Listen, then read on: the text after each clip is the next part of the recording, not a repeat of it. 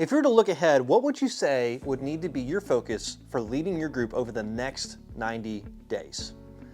Some of the common answers I hear from people revolves around this idea of needing to find teachers to lead the lessons and to share the teaching load, because we know how heavy that can be. And it seems for some groups this tends to be the urgent need, or while for others it may be establishing every leadership role in the group and to get everyone involved right away in serving. Though these are all good things to think about and to move towards, they're not necessarily what your group needs for this season. There are more pressing matters that need to be focused on to ensure your group makes its takeoff. Right? We want you to take off successfully, right? We want you to take off and begin to really fly over these next 90 days. And so whether you are launching a new group or taking over an existing group, here are really 4 areas of focus to keep in mind as you begin this journey. The first one is clarity. During your initial meetings together as a group, it's essential to communicate the why for your group's existence. Right, to lay out the clear expectations for how your group will operate and live out its intended purpose. Now, you and I both know that people come to your group, and they will come, with a bag of experiences for how they've seen groups work in the past. And this is not bad, but it could become confusing if everyone infuses their version of how they think the group should work.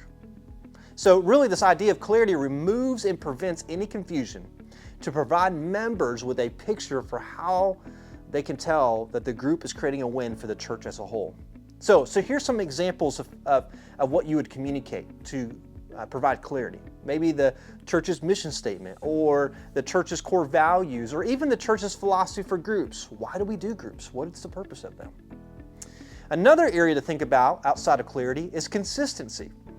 If you say you're going to do it, then do it. Don't back out, man. Be a people of your word. At the beginning of the stage of your group, people are assessing the rules of engagement and whether they can truly trust the group. So being consistent in the meeting together during socials and while you're serving, all those, etc., right, are all opportunities for members to build trust and to forge deeper relationships with one another. I've heard it said once that consistency breeds trust. Let me say it again. Consistency breeds trust. Keep after it. Hold the line. Don't brush things under the carpet. Don't ignore glaring issues. Take action, right? It's really how you handle this beginning season will largely determine your group's health over the longevity over the future. Now, the third thing that I want to talk about, so you got clarity and consistency. The third one is camaraderie.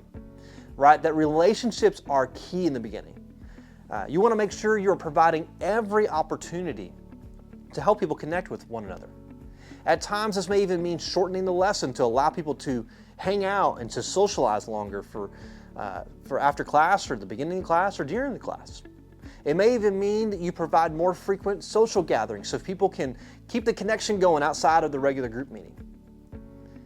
In fact, you may even try to find ways to celebrate together, pray together, laugh together, have fun together, right? This community is not just huddling around and, praying and reading the Bible. It's also having fun and doing life together, right? And all this develops camaraderie with people in your group and leads to the last area of focus, which is commitment.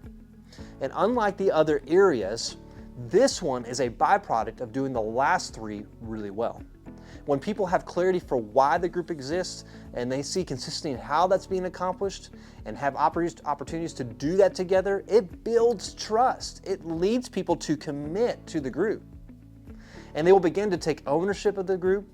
They'll begin to call it their group and even find ways to contribute to the group. This is an awesome time. When people get committed and they're bought in, they're sold, man, it is awesome. So, maybe at the end of the 90 days, it would be good to maybe ask this question and reflect. Do the people seem committed?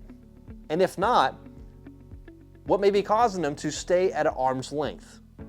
Maybe it's a lack of clarity about how they belong and contribute to the group. It could be that they are frustrated with the lack of consistency in the group socials and events. It may even be that they sense a lack of camaraderie among the people, right? They're present, but they're not really connected relationally, so therefore the other people in the room just follow suit. They just do the same thing everybody else is doing. But don't worry, you're not doing this alone. In fact, you have a group coach who is walking alongside you and is available to you at any moment to take you out to coffee, to hop on the phone, even shoot a text, to walk through maybe some issues you face over the next 90 days. And so utilize them, reach out to them. And if you've ever find yourself stuck, man, feel free to reach out. We would love to help you have a successful start of this brand new group.